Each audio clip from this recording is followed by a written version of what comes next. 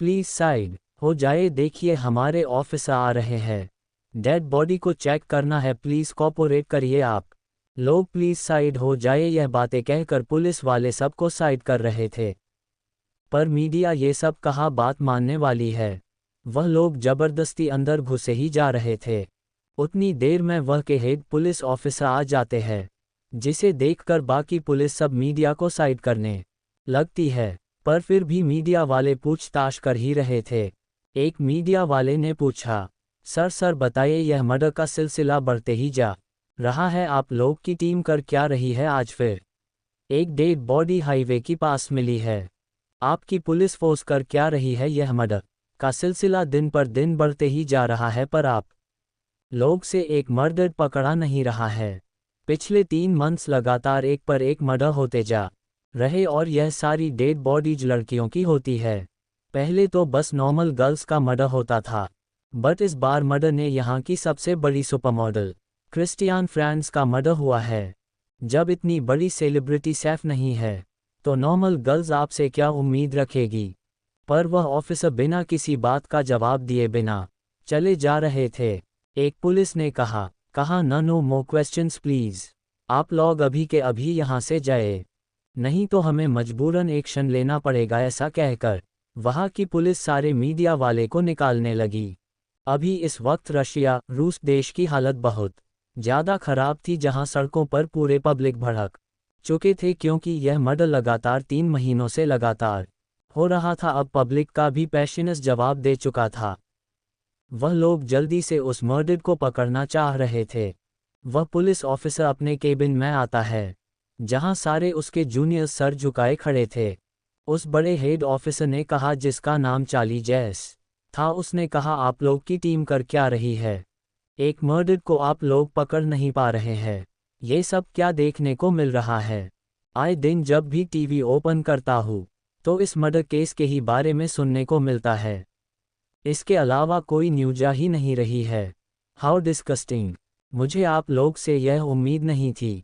ये बात सुनकर एक पुलिस वाले ने कहा, सर हम लोग पूरी कोशिश कर रहे हैं कि जो मर्डर है ना, हम लोग को लगता है कि अब वो पकड़ा जाएगा, तब तक वह कोई न कि मर्डर कर ही देता है। मैं यहाँ पर उस मर्डर की तारीफ सुनने नहीं आया हूँ। आप लोग का कहने का मतलब क्या है कि वो मर्डर का दिमाग हम लोग से ज़्यादा तेज है? लगता है आप लोग काम पर कम ध्यान और उसकी दिमाग की तारीफ और मर्डर करने के तरीके के बारे में सोचते हैं, लेकिन यह नहीं सोचते कि उसे जल्दी से कैसे पकड़ा जाए। Same on you officers, same on you. वहाँ एकदम शांति पसर जाती है, कोई कुछ नहीं कहता, सब बस सर झुकाए खड़े थे। ये देखकर चार्ली को और गुस्सा आ रहा था। उसने सब सिर झुकाए देखकर पूछा, कम से कम कोई क्लू तो तुम सबको मिला होगा? पर इस बार भी सब सिर झुकाए खड़े थे। ये देखकर अब उस हेड ऑफिसर चार्ली जैस का खून खौल उठा। वह उठे और गुस्से में कहा, अब तुम सब इस केस की तहकीकात नहीं करोगे, अब मैं इस केस को स्पेशल ब्रांच वह के ऑफिसर्स को ये केस हैंगओवर करता हूँ। फाइनल, अब तुम सब इस केस पर काम नहीं करोगे। वह ये बात कह ही रहे थे कि कोई स्टाफ उनके केबिन डोर को नॉक किया। सबका ध्यान उस ओर गया। वह स्टाफ आकर बोला, सर मिस क्रिस्टियान, मतलब उनकी डेड बॉडी का पोस्टमार्टम हो चुका है, आपको डॉक्टर सर ने बुलाया है, उनको आपको कुछ बताना है, तो आप जल्दी मेरे साथ चलिए। इतना कहकर वह आगे चलने लगता है। चार्ली एक नज़र सबको गुस्से में देखकर वहां से जाने लगता है। तभी उसके कान में एक ऑफिसर की आवाज़ सुनाई देती है। वह लोग एक दूसरे से बात कर रहे थे। हाँ दे दो ये केस, वैसे भी इस केस ने दिमाग का दही कर रखा है, और वह मर्डर इतना चालाक है, देखना ये स्पेशल ब्रांच वाले भी उसे पकड़ नहीं पाएंगे। इतना कहकर वह लोग आपस में ही हंसने लगते हैं, लेकिन उन लोगों को पता नहीं था कि कोई बड़ी ही ध्यान से उन लोगों की बात सुन रहा था। चार्ली उन लोगों के पास आता है और कहता है, काश इतना ध्यान से केस सॉल्व करने में दिमाग लगाते तो आज आप लोग और आगे होते हैं। जितना उस मर्डर की दिमाग के बारे में सोचा जा रहा है, उतना अपना दिमाग लगा के केस को सॉल्व करना चाहिए था। और जब ये केस मैं किसी और को हैंगओवर कर रहा हूँ, तो तुम लोग के मुंह से उस मर्डर की तारीफ किए जा रहे हो और अपने डिपार्टमेंट को नीचा कर रहे हो। तुम जैसे ऑफिसर की यह किसी को जरूरत नहीं। Now you both dismiss. कल से काम पर आने की जरूरत नहीं है। कल तुम दोनों के पास सस्पेंशन ऑर्डर मिल जाएगा। नाउ अभी के अभी तुम दोनों यहाँ से निकलो। Just get out. इतना कहकर वह गुस्से में वहाँ से चले जाते हैं और ये दोनों ऑफिसर का सिर नीचे लटका हुआ था। अन दोनों पर अब कोई ध्यान नहीं दे रहा था। यहाँ वार्ड रूम में डॉक्टर ऑफिसर चार्ली को मर्डर के बारे में बता रहे थे। मर्डर कैसे हुआ है? डॉक्टर ने कहा सर यह मर्डर पहले वाले से अलग हुआ है। इस बात पर ऑफिसर चार्ली कहा तो यह मर्डर किसी और ने किया है? नो सर यह मर्डर एक ही इंसान ने किया है, क्योंकि जिस वेपन से मिस क्रिस्टियान का मर्डर हुआ है, बाकी जितनी लड़कियों अब तक मर्डर हुआ है सबके निशान सेम है, बट मारने का तरीका सब लड़कियों का अलग है। और यह ऐसे मर्डर क्यों करता है? क्योंकि मैंने आज तक जितने केस देखे मर्डर सबको एक ही तरीका से मारता है, बट ये तो कुछ अलग ही टाइप का मर्डर है। इस पर डॉक्टर ने कहा ये तो आप लोग पता लगाएंगे कि वह ऐसे अलग अलग तरीके से मर्डर क्यों करता है। मेरा काम बस मर्डर किस प्रकार हुआ है बस ये बताना है। हाँ मैं इतना बता सकता हूँ कि वो मर्डर को शायद कोई बीमारी जरूर होगी जो इस तरह से मर्डर करता है, खासकर लड़कियों की। हाँ डॉक्टर आप सही कह रहे हो, पर मुझे जहाँ तक लगता है वह एक साइको सीरियल किलर है। अगर वो बीमार भी है तो मैं उसे इलाज के लिए जाने नहीं दूंगा, जैसे वो मिलेगा उसे मौत की सजा दिलवाऊंगा, क्योंकि ऐसे लोग हमारे देश के लिए ठीक नहीं है। वह बीमार जरूर है पर उसका दिमाग बहुत ज़्यादा तेज चलता है, इसलिए तो हमारे काबिलियत वाले ऑफिसर भी उसे आज तक नहीं पकड़ पाए हैं। ये केस दिन पर दिन हम लोग के लिए एक चुनौती बनता जा रहा है और अब मेरा जिंदगी का यही मकसद होगा, उस साइको सीरियल किलर को पकड़ना। आज से और अभी मैं वादा करता हूँ उस मर्डर को पकड़कर मौत की सजा दिलवाऊंगा। और डॉक्टर बस वह मर्डर करता है, लड़कियों के साथ कुछ गलत नहीं करता है। इस बात पर डॉक्टर ने कहा नो ऑफिसर वह सिर्फ मर्डर करता है, लड़कियों को तो वो टच भी नहीं करता है। कमाल है, तो वो चाहता है क्या है? मर्डर कर सबका सब लड़कियों को इतनी बेरहमी से मार डालकर हाईवे पर आराम से फेंक देता है और किसी को पता भी नहीं चलता। इतना वह ऑफिसर ये सब सोच ही रहा था, तभी डॉक्टर ने कहा क्रिस्टियान को गल्ला रेत कर और उनकी आंखें निकाल ली है और हाथ को बड़ी ही बेरहमी से काटा है। बाकी लड़कियों से इसने क्रिस्टियान को बहुत ज़्यादा बेरहमी से मारा है।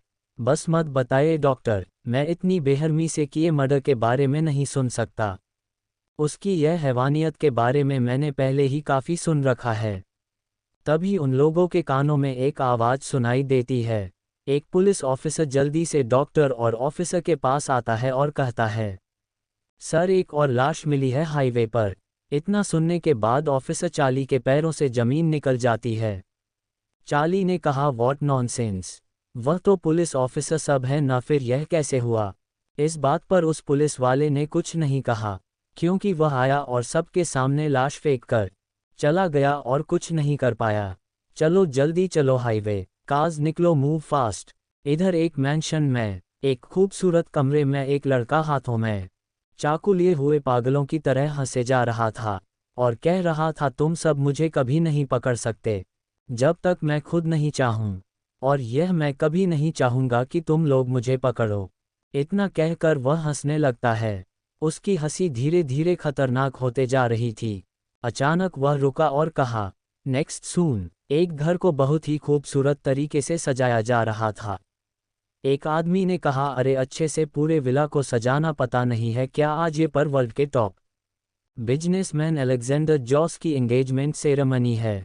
वह लोग कभी भी यहाँ आते होंगे। सब अच्छे से होना चाहिए, क्योंकि उन्हें बिल्कुल भी पसंद नहीं कोई चीज़ अपनी जगह से खराब हो। सब जगह आज शोरगुल था। इधर एक होटल के रूम में एक लड़का और एक लड़की दोनों एक दूसरे में खोए हुए थे। तभी वो लड़का उस लड़की के ऊपर से हटता है और कहता है जाओ यहाँ से अब। इस बात पर लड़की कहती है क्या कह रहे हो बेबी, अभी तो हमने एंजॉय भी नहीं किया है और तुम हो कि मुझे भगा रहे हो। लड़की की इस बात पर उस लड़के को बहुत गुस्सा आता है और कहता है कहाँ न जाओ तो जाओ, नहीं तो मैं बहुत बुरा कर दूंगा तुम्हारे साथ। लड़के के इस रवैये से उस लड़की को भी बहुत गुस्सा आता है और वह लड़की कहती है, मुझे पता है अलेक्जेंडर, तुम उस मामूली लड़की की वजह से मुझे ठुकरा रहे हो न, मैं उस लड़की को ही मार डालूंगी जान से। इतना सुनना था कि वह लड़का जिसका नाम अलेक्जेंडर जॉस था, उसका गुस्सा 7वें आसमां पर पहुंच जाता है और बड़ी ही बेदर्दी से उसके बालों को खींचकर बोलता है, हाउ डरे यू ब्लॉडी विच, तुम्हारी इतनी हिम्मत कि तुम मेरी नैना के बारे में ऐसे बात करोगी। तुम सब लड़कियां सिर्फ हम लोग मर्द की बिस्तर तक ही लायक ही, और तुम्हारी इतनी औकात नहीं कि तुम मिस जॉस बन सको। आइंदा से यहाँ दिखना भी मत, नहीं तो जिंदा नहीं बचोगे। मैं आज इसलिए चुप हूँ क्योंकि आज मेरी इंगेजमेंट है मेरे प्यार से, इसलिए मैं तुम्हें छोड़ रहा हूँ। तुम जैसी बहुत लड़कियां हैं मेरे पास मेरे अंदर की आग को बुझाने के लिए, और वैसे भी मुझे तुम सब की अब कोई ज़रूरत नहीं। मेरी नैना से एक बार शादी हो जाए फिर तो मैं तुम जैसे लड़कियों की तरफ देखूं भी न। अब जल्दी से यहाँ से दफ़ा हो। इतना कहकर अलेक्जेंडर उस लड़की को धक्का दे देता है और वह लड़की रोते हुए वहाँ से निकल जाती है। इधर अलेक्जेंडर कमरे में अपने फ़ोन को निकलता है और नैना को देखने लगता है और कहता है, फाइनली आज तुम मेरे नाम होने जा रही हो, मैं आ रहा हूँ तुम्हारे पास माय लिटिल गर्ल। इतना कहकर अलेक्जेंडर उस रूम से बाहर निकलकर, जहां उसके गार्ड्स बाहर खड़े थे, अलेक्जेंडर को देख सब उसके पीछे चलने लगते हैं। इधर वार्ड रूम में डॉक्टर, अपने मुझे क्यों बुलाया है?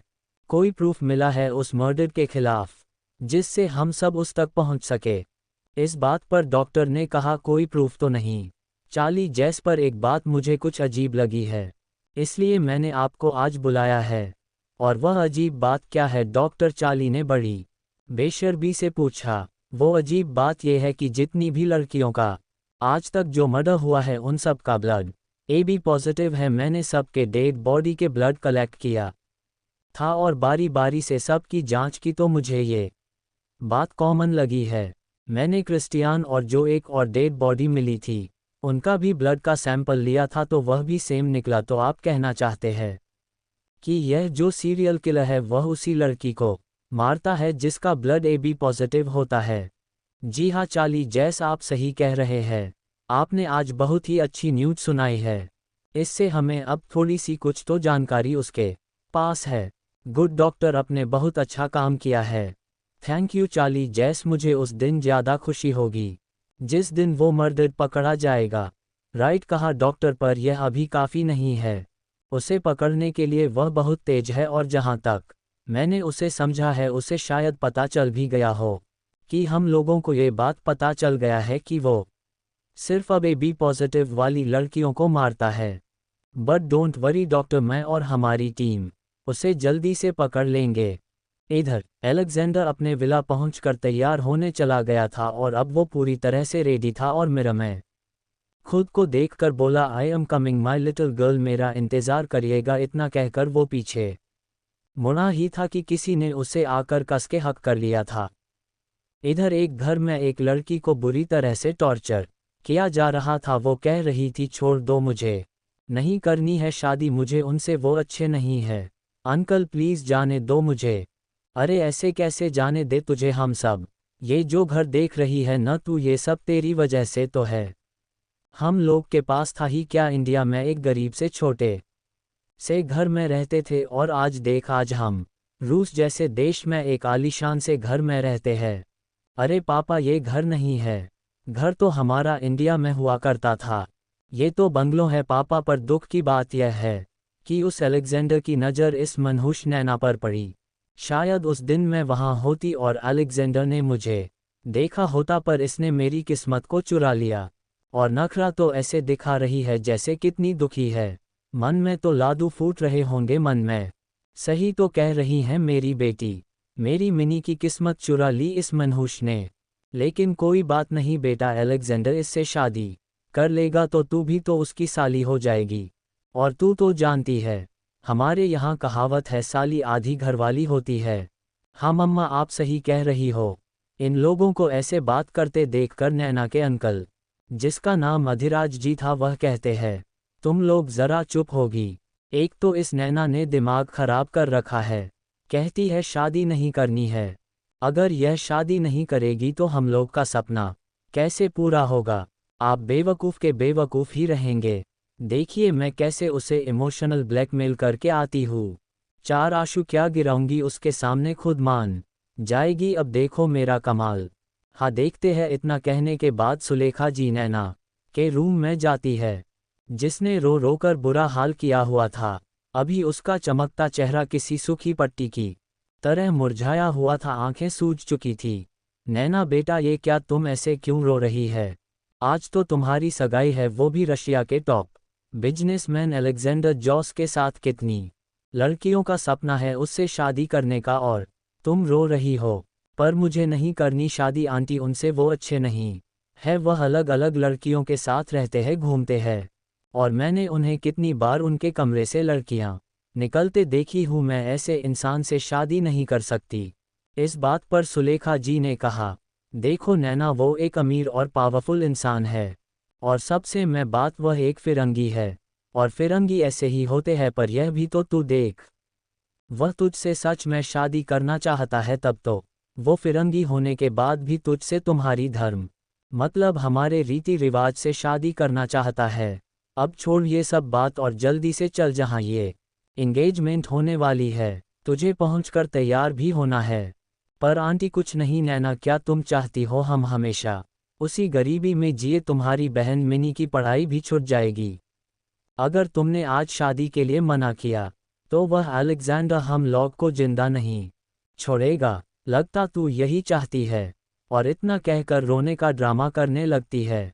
बाहर मिनी और अधिराज जी उसकी नौटंकी देख रहे थे और खुश भी हो रहे थे। मिनी ने कहा, पापा मम्मा तो आपसे भी आगे है। सौकमिनी मरी होगी तो मेरी मम्मा ने जन्म लिया होगा। अधिराज जी ऐसा नहीं कहते, लेकिन बात तो तुम सही कह रही हो, जो हम नहीं कर पाए वह तो तुम्हारी माँ एक पल में कर दिया। और सुलेखा जी को नीचे आते हुए देख रहे थे, जो हंसते हुए उनके पास आ रही थीं। चलिए पति जी, वह मान गई है, वह शादी करने के लिए रेडी है। इतना कहकर सब हंसने लगते हैं। इधर अलेक्जेंडर उस लड़की को हटाते हुए, व्हाट द हेल आइना, what is this, stay away from me. फिर भी वह लड़की हट नहीं रही थी। नहीं हटूंगी, तुम मेरे हो अलेक्जेंडर, बचपन से मैंने तुमसे शादी करने के सपने देखे थे, और तुमने भी मुझसे वादा किया था कि तुम मुझसे ही शादी करोगे, पर तुम अब किसी और से शादी कर रहे हो। ऐना ने यह बात रोते रोते कही। हाँ मैंने तुमसे वादा किया था, क्योंकि उस वक्त मेरे पास कोई चॉइस नहीं थी, और न ही उस टाइम मेरी नैना मेरे पास थी। मैं नैना से बहुत प्यार करता हूँ, आई लव हर, और तुम हम दोनों के बीच में मत आओ, नहीं तो अंजाम बहुत बुरा होगा। इतना कहकर अलेक्जेंडर वहां से चला जाता है। अलेक्जेंडर के जाते ही उस लड़की ने खुद से कहा, तुम्हारी शादी मुझसे ही होगी अलेक्जेंडर, उस लड़की को मैं छोड़ूंगी नहीं, आई विल किल हर। इधर नैना पूरी तरह से तैयार हो गई थी, और उसके आंखों से बेइंतहा आंसू निकलते जा रहे थे। चलो बेटा, अलेक्जेंडर आ गया है। इतना कहकर सुलेखा जी नैन को नीचे लेकर आ जाती है, और अलेक्जेंडर नैना को देखने ही लग जाता है, और वो पास्ट की मेमोरीज में चला जाता है। जब अलेक्जेंडर बिजनेस के सिलसिले से इंडिया आया हुआ था, जब उसकी कार ट्रैफिक में फंस जाती है, तभी उसकी नज़र बाहर खड़ी नैना पर जाती है। उस दिन बारिश भी बहुत ज़्यादा तेज हो रही थी, और नैना पूरी तरह गिल्ली हो चुकी थी। उसने छाता लिया हुआ था, पर फिर भी वह भीग रही थी। उसके कपड़े बदन से चिपक चुके थे, जिससे नैना का फिगर पूरी तरह विजिबल हो रहा था। गोरा रंग, बड़ी आंखें, पतली कमर, इन सब ने अलेक्जेंडर को एक बार में ही दीवाना बना दिया था। उस दिन से अलेक्जेंडर ने नैना को अपना बनाने की ठान लिया था। उसने नैना के बारे सारी इन्फॉर्मेशन निकलवाए, और उसे पता चला था कि नैना के अंकल आंटी एक नंबर के लालची है। उन्होंने लालच के कारण नैना को बेच दिया था अलेक्जेंडर को। आज प्रेजेंट टाइम नैना उसके सामने खड़ी थी। उसने हाथ पकड़कर नैना को अपने पास खड़ा किया, और देखते ही देखते दोनों की एंगेजमेंट हो गई, और नैना की आंख से आंसू बहने लगते हैं। इधर चार्ली जैस अपनी इन्वेस्टिगेशन पूरी अच्छी तरह से कर रहे थे, पर अफसोस कोई भी सबूत अभी तक उनके हाथ में नहीं आया था, जिससे से वो उस मर्डर तक पहुंच सके। तो क्या मोड़ लाएगी नैना की जिंदगी, और ये सीरियल किलर कौन है? इन सब का जवाब अब जल्द ही मिलेगा। कहानी के अगले भाग में